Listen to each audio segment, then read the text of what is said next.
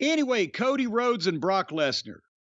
And this was obviously the main event of the evening and the thing that probably sold the show to most people, not the local show, but around the world on Peacock or on pay-per-view that I couldn't order again because of Canelo Johnson Jr. What's his fucking name? Canelo Alvarez? Yeah, that fella. That's why I couldn't I had to watch the Peacock. I couldn't watch the real pay-per-view because it wasn't on real TV because of Canelo Alvarez Jr. Anyway, Cody and Brock is the big money match, the marquee match. That's what sold it around the world. And as soon as Brock comes out, Cody fucking jumps him and opens up. And again, this is a Puerto Rico style match. They love baby faces with fire. And he knocks Brock to the floor and he hits a dive on the outside. And now they're fighting. This is where it's called for. The main event, grudge match between two of the top stars in the company. That's where you let them fight on the floor. That's where you let them jump start. That's where you let them fucking go crazy. And he hit Lesnar with the top of the announce desk. And then he picked the stairs up and ran him into Brock's head 3 times. And hit 4 chair shots over the back. See, now it probably would have looked a little even more devastating for Cody Rhodes to hit Brock 4 times with a chair if Bunny hadn't just hit Priest 7 with his an hour ago. But nevertheless. And then finally they start, and then they ring the bell to start the match. And I'm not going to criticize it here because why would any referee have sympathy for Brock Lesnar? But boom, they kicked it off. And Brock has mastered the art of selling like a monster. He doesn't sell like Ricky Morton. He doesn't sell like Ricky Steamboat. He sells exactly like what he should sell like, what you would expect from this, unstoppable, physical, fucking dominant beast. A monster in pain. Yes. The thorns in his fucking paw. That kind of thing. Godzilla, after he was flamethrowed by Mothra or whatever the fuck. No, Mothra didn't have flames. Who had flames? Which one of them had the flames? King Ghidorah had flames. Ghidorah. Yes.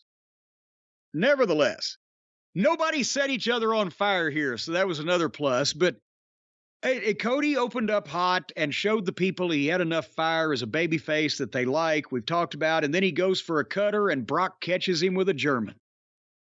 And Cody fights back and manages a crossbody off the top, but Brock catches him again, and he's just catching him without any bend in the knees or sag in the arms. And Cody's coming off the top rope, and he weighs 225 easily, right? So Brock is just, again, German suplexing him to death, but methodically, good heat. And Cody selling, as the big cat used to say, like he was going to the electric chair.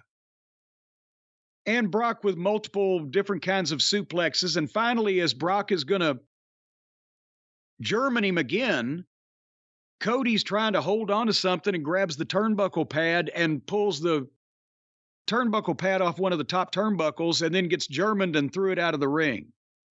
So now Brock sees that metal turnbuckle exposed. And he puts Cody in the corner and he charges and Cody steps out and drop toe holds him. And Brock goes face first into the exposed turnbuckle. I'm pretty sure it was a hard way. And I'm pretty sure he meant to do it. And I'm pretty sure we saw the moment the cut opened and the blood came out. Well, yeah, and the only thing was, I saw it, yes. And Brock wearing those MMA gloves, he couldn't handle the fine, intricate stylings of a blade that quickly.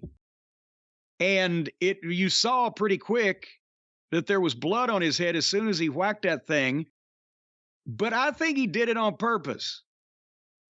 I'm thinking he'd get some kind of blood. Not as good as it was. It was fucking fantastic. But I got to think he did it on because that, the buckle is exposed. So one would think if you weren't trying and you're as good a worker as he is, you could figure out a way to fucking avoid it. But nevertheless, it made the fucking match from here because now the beast is wounded. And the people in Puerto Rico, as we know, love blood and wrestling. And Cody makes a big comeback on the cut. And it's smearing all over him and his fists. And boom, boom, boom. As he's doing all this shit now, and Brock is bleeding like a stuck hog, and he hits the Cody cutter, and then he hits the crossroads, and then it holds on for a second one. 2 crossroads, which nobody's kicked out of one yet, have they? Did Reigns at WrestleMania? I don't think so, but I'm not sure. Well, Brock kicks out of 2. So that was the concession to this. We need to make Brock stronger than everyone else. And then Brock foiled another crossroads and hit the F5, boom, which I can't remember anybody kicking out of lately. It certainly doesn't happen often. And got a 2 count on Cody. So this is built up perfect. And now it's not too much, but it's enough. And now they get the fight on their knees.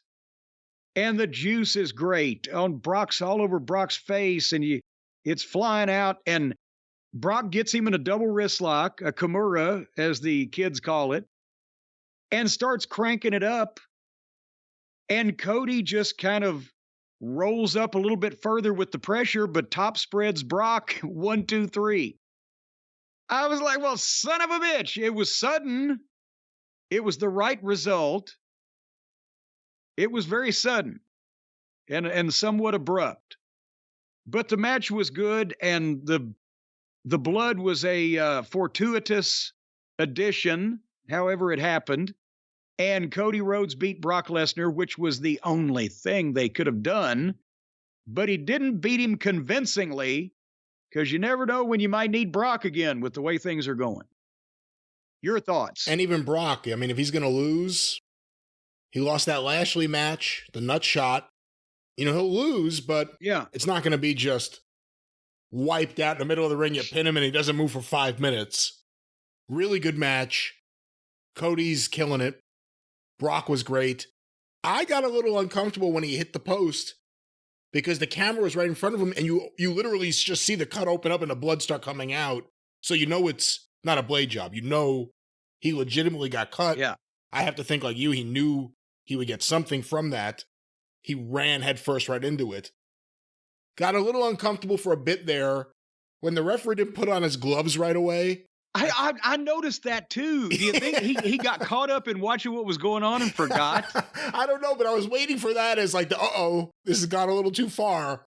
Eventually he did it, but... Well, now, how long have they been doing that? Because, that was never a thing in wrestling. A guy starts bleeding, the referee puts gloves on. They got that from UFC, I guess, right? And how long have they been doing it over there? So it's not ingrained in everybody's mind. Right, but I was waiting for it because now they also have a headpiece, so someone's saying what's going on, and he has to try to figure it out. And it's Brock, so you're not going to stop that match more than likely because he'll kill you.